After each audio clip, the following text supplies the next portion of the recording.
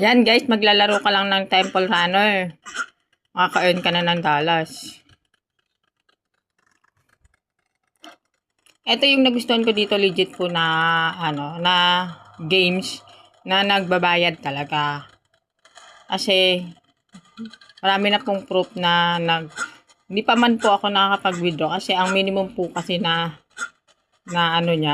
withdrawal is $20. At ang maganda pa po dito, kapag nag-download ka nito, may free ka po na $2. Ayan, may free na po siya. Anong games kaya yung nagbibigay ng free, no? Tapos makaka-earn ka dito araw-araw. Minutes po yung dito, kina-counted dito. Kung ilang minutes ka po naglalaro, yun po yung magiging earnings mo. Ayan guys, maglalaro ka lang ng yan, tapos makaka-earn ka na ng dollars. Oh.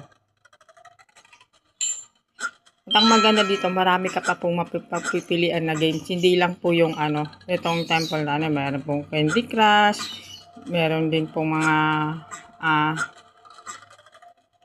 yung Hit Knife. Ay, nahulog ako. Oh, ayan guys, pakita ko lang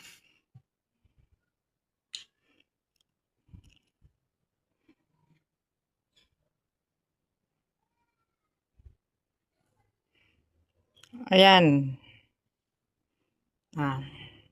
Yan o, ang daming games May Candy Crush. Ayan po Marami kang choices po. At saka po, ang maganda po dito, via Gcash po ang withdrawal po nito.